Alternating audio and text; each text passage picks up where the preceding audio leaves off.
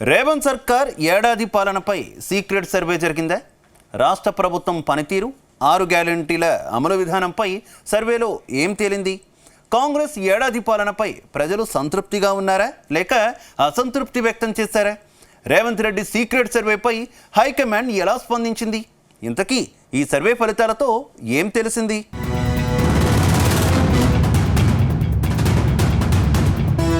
తెలంగాణలో కాంగ్రెస్ పార్టీ అధికారంలోకి వచ్చి ఏడాది పూర్తయింది. దాంతో ఏడాది పాలనపై CM Revanth Reddy secret survey చేయించినట్టు తెలుస్తుంది.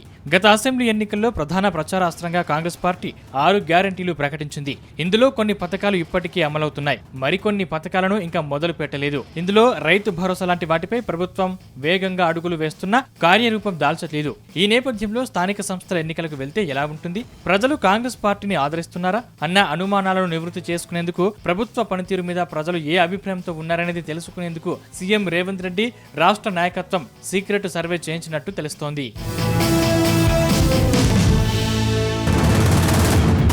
ఇక కాంగ్రెస్ పార్టీ ఎమ్మెల్యేలకు తెలియకుండానే ఈ సర్వే చేయించినట్టు సమాచారం. ఈ సర్వేను ఉమ్మడి జిల్లాను ఒక్కో యూనిట్గా తీసుకుని సర్వే నిర్వహించినట్టు తెలుస్తోంది. ఈ సర్వేలో ప్రభుత్వం పనితీరు ఎలా ఉంది? ప్రభుత్వంపై ప్రతిపక్షాలు చేస్తున్న ఆరోపణలు, విమర్శలు వాస్తవమేనా? అందులో నిజం ఉండవచ్చా? మీరు ఏమనుకుంటున్నారు అని సర్వే బృందం ప్రజలను నేరుగా అడిగి తెలుసుకుంటున్నట్టు తెలుస్తోంది. అయితే బీఆర్ఎస్ నేతలు చేస్తున్న విమర్శలు హైదరాబాద్కే పరిమితమైందని, జిల్లాలో క్షేత్రస్థాయిలో బీఆర్ఎస్ కు ఊహించని ఫలితాలు రావడం లేదని సర్వేలో తేలిందట. అయితే 2 జిల్లాల్లో మాత్రం కాంగ్రెస్ కు వ్యతిరేకంగా ప్రజలు ఉన్నట్టు తెలిసింది. మిగతా జిల్లాల్లో మాత్రం ప్రభుత్వ పనితీరుపై ప్రజల్లో సంతోషంగానే ఉన్నట్టు సమాచారం. అటు ప్రజాపాలన వారోత్సవాల అనంతరం ముందుతో పోలిస్తే ప్రస్తుతం కాంగ్రెస్ పార్టీ గ్రాఫ్ కొంత పెరిగిందట.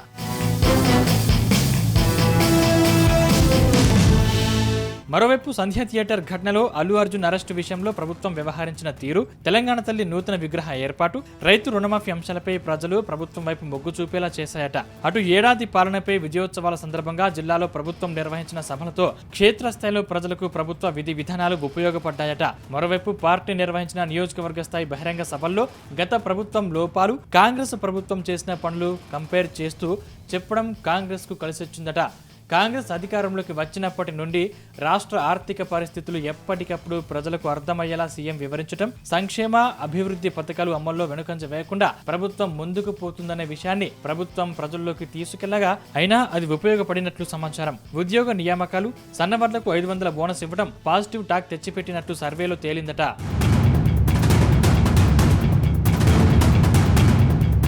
ఇక ఇందిరమ్మ ఇళ్ల నిర్మాణాలు, తెల్ల రేషన్ కార్డులు ఇచ్చేందుకు కసరత్తు చేయడం లాంటివి త్వరగా చేయాలని సర్వే సమయంలో జనం సూచించారట. ఇందిరమ్మ ఇళ్ల సర్వే దాదాపు పూర్తి దశకు వచ్చింది. త్వరలోనే లబ్ధిదారులు ఎంపిక చేసి పథకాన్ని ప్రారంభించేందుకు రాష్ట్ర ప్రభుత్వం కసరత్తు చేస్తుంది. మరోవైపు రైతు భరోసా ఈ నెల 26న ఇచ్చేందుకు ప్రభుత్వం కసరత్తు చేస్తుంది. ఇది ప్రభుత్వానికి కలిసొచ్చే అవకాశం ఉందని తెలిసింది. అయితే రైతు భరోసా ఏడాదికి ఎకరానికి 15,000 బదులు 12,000 ఇవ్వడం పట్ల కొంత రైతు సంఘాలు, రైతుల్లో అసంతృప్తి ఉందని సర్వేలో తేలిందట. అయితే ఇది ఎంతవరకు ప్రభుత్వానికి పాజిటివ్ గా మారుతుందా లేకపోతే నెగిటివ్ అవుతుందా చూడాల్సి ఉంది.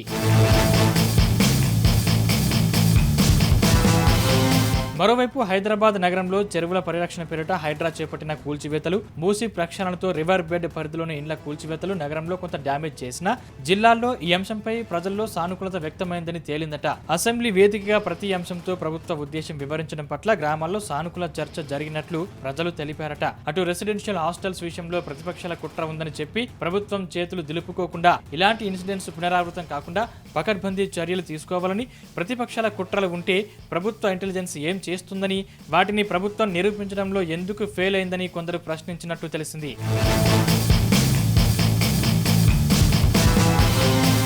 మొత్తం మీద కాంగ్రెస్ ఏడాది పాలనపై చేయించుకున్న సీక్రెట్ సర్వే పట్ల కాంగ్రెస్ పెద్దలు సంతృప్తి వ్యక్తం చేసినట్టు సమాచారం. అయితే రైతు భరోసా ఇచ్చి స్థానిక సంస్థల ఎన్నికలకు వెళ్తే తమకి అనుకూలంగా ఉంటుందని సర్వేలో తేలిందట. దాంతో రైతు భరోసా సంక్రాంతి తర్వాత ఇచ్చేందుకు ప్రభుత్వం కసరత్తు చేస్తుంది. మరోవైపు ప్రతిపక్ష బీఆర్ఎస్ ఆరోపణలు తిప్పికొట్టడమే కాకుండా ప్రభుత్వ పథకాలు ప్రజలకు తీసుకెళ్లి విస్తృత ప్రచారం కల్పించాలని సీఎం రేవంత్ రెడ్డి కాంగ్రెస్ క్యాడర్ కు దిశానిర్దేశం చేసినట్టు తెలుస్తోంది.